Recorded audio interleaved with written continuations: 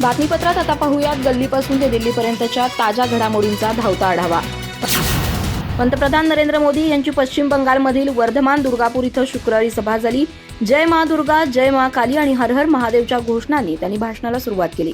39 मिनिटांच्या भाषणात मोदींनी पश्चिम बंगालमधील ममता बॅनर्जी सरकार, संदेश खाली, राम मंदिर, रामनवमी, वोट जिहाद, काँग्रेस आणि रायबरेली मतदारसंघातून निवडणूक लढवणाऱ्या राहुल गांधींवर भाष्य केलं।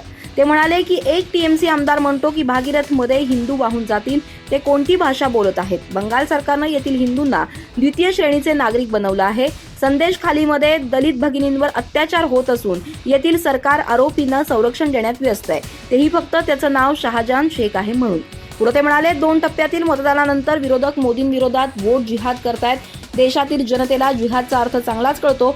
दरम्यान राहुल गांधींवर पंतप्रधान म्हणाले की शहजादे वायनाडमधून पराभवाला घाबरले म्हणून ते अमेठीतून पळून रायबरेलीला पोहोचले। ते सर्वांना सांगतात डरो मत, पण मी त्यांना सांगतो डरो मत भागो मत। तसंच देशानं आणि तुम्ही सर्वांनी मला खूप आशीर्वाद दिले आहेत। कदाचित कुणीही आपल्या जीवनात कल्पनाही करू शकत नाही की देवाच्या रूपातील लोक इतके आशीर्वादांचा सतत वर्षाव करतील आणि वर्षानुवर्ष हे आशीर्वाद वाढत आहेत। आयुष्यात यापेक्षा मोठं समाधान कोणतं? तुम्हाला देखील हे माहिती आहे की जर पद आणि प्रतिष्ठेची इच्छा असेल तर एखाद्या व्यक्तीनं एकदा पंतप्रधान पदाची शपथ घेतली की तो नक्कीच त्याच्या आयुष्यात उंची गाठतो आणि त्याचं नाव इतिहासात नोंदवलं जातं। लोकांना वाटतं की मोदीजी 2दा पंतप्रधान झाले आहेत आणि जगात इतके प्रसिद्ध झाले आहेत। अहो, कधीतरी विश्रांती घ्या। माझा जन्म मौज मजा करण्यासाठी झालेला नाही, मी 140 कोटी देशवासियांची सेवा करण्यासाठी निघालोय, असं नरेंद्र मोदी यांनी म्हटलंय। बारामती लोकसभा मतदारसंघाच्या महायुती आणि महाविकास आघाडीच्या उमेदवारांना निवडणूक आयोगानं नोटीस बजावली आहे। खर्च कमी दाखवला असून खर्चात तफावत आढळून आल्यानं ही नोटीस बजावली आहे। तसंच दोन्ही उमेदवारांना 2 दिवसात खुलासा करण्याचे आदेश देण्यात आले। त्यामुळे ऐन निवडणुकीत महाविकास आघाडीच्या उमेदवार सुप्रिया सुळे आणि महायुतीच्या उमेदवार सुनेत्रा पवार यांच्या अडचणीत वाढ झाली आहे। दोन्ही उमेदवारांनी 48 तासांच्या आत निवडणूक खर्चाचा खुलासा करावा अशी सूचना करण्यात आली आहे। तसंच उमेदवारांनी नोटीसीला उत्तर न दिल्यास खर्चातील तफावत दोन्ही उमेदवारांना मान्य असं समजलं जाणार असल्याचं नमूद करण्यात आलंय। तर नोटीसांवर आक्षेप असल्यास उमेदवारांना जिल्हा निवडणूक निरीक्षण समितीकडे दाद मागण्याचा अधिकार आहे, असंही नोटीसीमध्ये म्हटलं आहे। बारामती लोकसभा मतदारसंघातील उमेदवारांच्या खर्चाची दुसरी तपासणी बुधवारी झाली। त्यात 38 उमेदवारांनी सादर केलेल्या खर्चाचा आढावा घेण्यात आला। सुप्रिया सुळे विरुद्ध सुनेत्रा पवार यांच्यात लढत होतीये। दोन्ही उमेदवारांकडून सध्या जोरदार प्रचार सुरू असून मतदारांच्या भेटीगाठी घेतल्या जात आहेत। तर सुप्रिया सुळे यांचा 28 एप्रिलपर्यंत एकूण खर्च 37,23,610 इतका झालाय। खर्च प्रतिनिधींनी सादर केलेल्या खर्चाची निवडणूक अधिकाऱ्यांनी त्यांच्याकडील रजिस्टरची तुलना केल्यावर त्यात 1,03,449 रुपयांची तफावत आढळून आली आहे। ही तफावत उमेदवाराच्या प्रतिनिधीनं अमान्य केली आहे। तर सुनेत्रा पवार यांचा 28 एप्रिलपर्यंतचा खर्च 29,93,031 रुपये इतका आहे। उमेदवाराच्या खर्च प्रतिनिधींनी सादर केलेल्या खर्चाशी निवडणूक अधिकाऱ्यांनी त्यांच्याकडील रजिस्टरची तुलना केल्यावर त्यात 9,10,901 रुपयांची तफावत आढळली। यामुळे सुनेत्रा पवार यांनाही नोटीस बजावण्यात आली आहे। मतदानास कमी कालावधी राहिल्यानं वेगवेगळ्या प्रकारचा प्रचार आता सुरू झाला असून भावनिक न होता भवितव्याचा विचार करा। आम्ही विकास कामं करण्यासाठी प्रयत्न करू शकतो, परंतु समोरचे व्यक्ती कोणते काम करू शकत नाही असं म्हणत सुनेत्रा पवारांना मतदान केलं तर निधी मिळेल असं अजित पवार यांनी म्हटलंय। ते म्हणाले की महायुतीचा उमेदवार बारामतीतून विजयी केल्यास मतदारांच्या विश्वासाला तडा जाऊ देणार नाही याची ग्वाही देतो, असं त्यांनी भिगवण येथील आयोजित जाहीर सभेत व्यक्त केलं। पुढे ते म्हणाले की भिगवण शहर हे पुणे आणि सोलापूर शहरांना जोडणारं असून उजनी धरणाच्या जलाशय मासेमारीमुळे हा परिसर पर्यटनासाठी विकसित होऊ शकतो। मी कोणतंही काम हातात घेतल्यावर उत्कृष्ट काम करण्याची माझी खासियत आहे। सकाळी उठून लवकर काम करण्यास मला आवडतं। इंग्लिश मीडियम शाळा, कौशल्य विकास केंद्र, विविध प्रलंबित विकास कामं या भागात निर्माण करण्याचं आमचं लक्ष आहे। 35 ते 37 लाख लिटर दूध दर दिवशी इंदापूरमध्ये उत्पादित होतं आणि त्यावर दुधाच्या पदार्थांवर मोठ्या प्रमाणावर प्रक्रिया केली जाते। त्यांना योग्य बाजारपेठ देण्याचा प्रयत्न आम्ही करू असं ते म्हणाले। आम्ही कामाची विकासाची माणसं असून विरोधाला विरोध करणारे आम्ही नाही।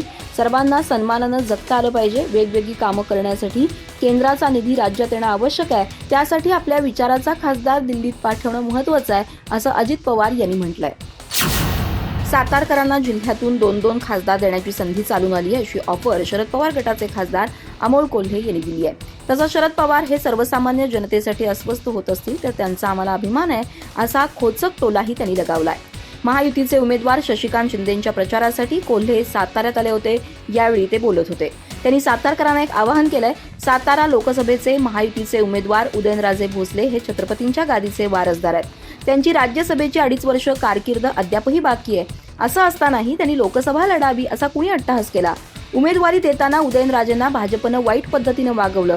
आता सातारकरांना जिल्ह्यात 2 खासदार देण्याची सुवर्ण संधी चालून आली आहे. एक तर उदयनराजे पहिलेच राज्यसभेचे खासदार आहेत. आता शशिकांत शिंदेंना लोकसभेवर निवडून देण्याची संधी आहे असं आवाहन त्यांनी केलंय. पुढे कोल्हे यांनी पंतप्रधान नरेंद्र मोदींनी शरद पवारांचा भटकती आत्मा असा उल्लेख केल्याचाही समाचार घेतला. ते म्हणाले, शरद पवार हे महाराष्ट्रासाठी अस्वस्थ होतात. गुजरातमधील भूकंप काळात पवारांनी आपत्ती निवारणासाठी पुढाकार घेतला होता. त्यांनी राज्यातील 72 कोटींची कर्जमाफी शेतकऱ्यांना दिली होती. त्यातून 4 कोटी शेतकऱ्यांचा 7/12 कोरा केला होता. देशाला अन्नधान्यात स्वयंपूर्ण करण्याचं काम त्यांनी केलं होतं. हाच तो अस्वस्थ आत्मा होता. ते सर्वसामान्य जनतेसाठी अस्वस्थ होत असतील तर त्यांचा आम्हाला अभिमान आहे असा टोला अमोल कोल्हेंनी लगावला. उद्धव ठाकरे गटाच्या नेता सुषमा अंधारे यांना बारामतीला घेऊन जाण्यासाठी महाड इथं आलेल्या हेलिकॉप्टरचा अपघात झालाय.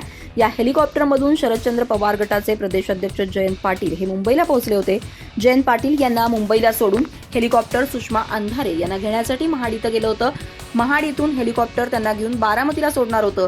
मात्र त्याआधीच हेलिकॉप्टर क्रॅश झालं. त्यामुळे एका अर्थानं जयंत पाटील देखील या अपघातामध्ये सुदैवानं बचावलेत असं म्हणता येईल. या अपघातामध्ये सुदैवानं कुणालाही दुखापत झाली नाही. सुषमा अंधारे आणि हेलिकॉप्टरचे पायलट दोघेही सुखरूप आहेत. मात्र हेलिकॉप्टर नेमकं कशामुळे क्रॅश झालं याचं कारण अद्याप स्पष्ट झालेलं नाही. या हेलिकॉप्टरमध्ये काही तांत्रिक बिघाड झाल्याचा अंदाज व्यक्त केला जातोय. सकाळी 8:45 वाजता हेलिकॉप्टर लँडिंग आणि 9 वाजता टेक ऑफ करणार होतं. मात्र बराच वेळ हेलिकॉप्टर हवेतच होतं. हवेतून खाली उतरताना ते हेलकावे घेतानाच दिसून येत आहे. खाली उतरल्यानंतर हेलिकॉप्टर क्रॅश झालं आणि त्याचे तुकडे झाले. मात्र या अपघातात पायलट सुखरूप बचावलाय.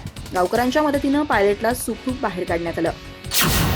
भाजप नेत्या चित्रा वाघ यांनी शिवसेनेच्या ठाकरे गटाच्या जाहिरातीत पॉर्न स्टारचा वापर करण्यात आल्याचा आरोप केलाय. त्यांच्या या आरोपांना ठाकरे गटाच्या उपनेत्या सुषमा अंधारे यांनी पॉर्न इंडस्ट्री आपल्याकडे नाही, चित्राबाई पॉर्न फिल्म बघत असतील असं म्हणत त्यांनी चित्रा वाघ यांच्या आरोपावर प्रत्युत्तर दिलंय. यानंतर चित्रा वाघ यांनी मी काय बघते काय बघत नाही यापेक्षा मी विचारलेला प्रश्न खरा की खोटा ते सांगा असं म्हणत प्रतिक्रिया दिली आहे. त्या म्हणाल्या की उबाटाच्या दिवट्यांवर बोलल्यानंतर अंधारातील सटरफटर चिलटे फडफडतात. मला काहीही बोला पण तो ऍक्टर पॉर्न स्टार आहे की नाही ते सांगा असं चित्रा वाघ यांनी सांगितलं. उद्धव ठाकरे यांच्या गटाच्या ज्या जाहिराती येत आहेत त्या Adubal night life production house private limited कंपनीच्या असल्याचा आरोप त्यांनी केलाय. या जाहिरातीमध्ये वापरण्यात आलेलं पात्र हे पॉर्न स्टार असल्याचा गंभीर आरोप त्यांनी केलाय. उद्धव ठाकरे हे महाराष्ट्रामध्ये अतिशय किळसवाणे पब, पार्टी आणि पॉर्न अशी संस्कृती आणण्याचा प्रयत्न करतायत का असा आरोपही त्यांनी केलाय. उद्धव ठाकरे आणि आदित्य ठाकरे हे ज्यांच्या मांडीवर बसले त्यांचं सरकार कर्नाटकात आहे अशी टीकाही त्यांनी केली.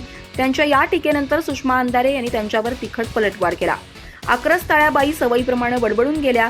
पण 3000हून जास्त सेक्स व्हिडिओ व्हायरल झालेल्या प्रज्वल रेवण्णा किंवा मुलूंच्या HD व्हिडिओ वाल्याबद्दल त्या अळीमिळी चुपचिळी करून बसल्या. त्यांची काही चूक नाही. सध्या त्या दिल्या भाकरीच्या आणि सांगितल्या चाकरीच्या आहेत असं सुषमा अंधारे यांनी एका ट्विटरद्वारे चित्रा वाघ यांच्यावर पलटवार करताना सांगितलं. असं सुषमा अंधारे यांनी एका ट्विटरद्वारे चित्रा वाघ यांच्यावर पलटवार करताना म्हटलंय. मी समाजामध्ये भिंती बांधण्यासाठी नाही तर त्या पाडण्यासाठी राजकारणात आली आहे. मुस्लिमांच्या केसालाही धक्का लागणार नाही ही माझी गॅरंटी आहे. त्यामुळे अशा बुद्धिभेदाला तुम्ही बळी पडू नका असं पंकजा मुंडे यांनी म्हटलंय. त्या म्हणाल्या की विरोधक उगीच बुद्धिभेद करतील, खतरा आहे म्हणतील, मात्र 10 वर्षात किसी को छुआ किसी को कुछ हुआ नाही ना. कुणी म्हणतील हा कायदा तो कायदा, कुठलाच कायदा होणार नाही. इथल्या प्रत्येक मुस्लिमांचा देशावर अधिकार आहे असं त्यांनी म्हटलंय. गुरुवारी त्यांनी बीड जिल्ह्यातील असरडोह इथं जाहीर प्रचार सभा घेतली. त्या म्हणाल्या की ज्या पक्षाचे 3.5 खासदार येणार नाहीत त्या पक्षासाठी 350 खासदार येणाऱ्या पक्षाला लाथ मारू नका.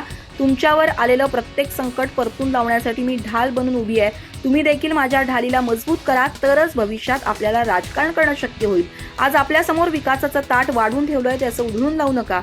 पुढे त्या म्हणाल्या की आता दिवस बीड जिल्ह्याचे आहेत. काहींनी आमच्या जिल्ह्यात येऊन जातीपातीचं राजकारण केलं, मात्र मला विकास करताना कुणाला विचारायची गरज आहे का? मी पहिल्या रांगेत बसणारी राजकारणी आहे. मी कुणाचीही चहा पिऊन मिंदी नाही. गृहिणीसारखं मी बीड जिल्हा सजवण्याचं काम केलंय. मुलींची संख्या कमी होती, गर्भपात रोखून हे चित्र मी बदललं. इज्जत आणि स्वाभिमान गोपीनाथ मुंडे यांच्या वारसानं दिली आहे. माझ्या आदर्श अहिल्याबाई होळकर आहेत. मी जात नाही व्यक्ती पाहते, मात्र मला 5 वर्ष घरी बसवलं. मी कधीही वाईट केलं नाही, माझं काय चुकलं असा सवाल पंकजा मुंडे यांनी विचारलाय. संविधानाविषयी पंतप्रधान मोदींच्या मनात किती द्वेष आहे, त्यांच्या मनात हा विकार जोपर्यंत आहे तोपर्यंत त्यांच्याशी कोणतेही संबंध ठेवता येणार नाहीत असं म्हणत युवा सेना प्रमुख आदित्य ठाकरे यांनी भाजप शिवसेना एकत्र येण्याच्या चर्चा फेटाळल्यात. एका वृत्तपत्राला दिलेल्या मुलाखतीत त्यांनी अनेक मुद्द्यांवर भाष्य केलं. तसंच गद्दारांसाठी आमचे दरवाजे कायमचे बंद झालेत अशी टीकाही त्यांनी केली. नरेंद्र मोदी यांनी एका वृत्तवाहिनीला दिलेल्या मुलाखतीत बाळासाहेब ठाकरे यांच्याबाबत केलेल्या विधानामुळे शिवसेना भाजप युतीच्या चर्चांना उधाण आलंय. यावेळी आदित्य ठाकरे यांनी या चर्चेवर आपली भूमिका स्पष्ट केली. ते म्हणाले, भाजपनं निवडणुकीत केलेला प्रचार आणि त्यांचं वर्तन सर्वजण पाहतात. लोकशाही, संविधान आणि डॉक्टर बाबासाहेब आंबेडकर यांच्याप्रती त्यांच्या मनात किती द्वेष आहे हे देखील सर्वांना दिसतंय. त्यांच्या मनात हा विकार जोपर्यंत आहे तोपर्यंत त्यांच्याशी कोणतेही संबंध ठेवता येणार नाहीत असं आदित्य यांनी स्पष्ट केलं. तसंच पुढे त्यांनी भाजपवर गंभीर आरोप केले. ते म्हणाले, उद्या पेगासस सारखे एखादे स्पायवेअर प्रत्येकाच्या मोबाईलमध्ये असेल, आपल्या घरातील कॅमेऱ्यांचा एक्सेसही त्यांच्याकडे असेल, तुमच्यावर 24 तास पाळत ठेवली जाईल आणि तुम्हाला आवडणारे पदार्थ खाण्यापासून आणि आवडते कपडे घालण्यापासून रोखण्यात येईल. गेल्या काही काळापासून ज्या प्रकारे चीन लडाखमध्ये घुसखोरी करतंय त्यावर एक चकार शब्दही भाजपाकडून उच्चारला जात नाही.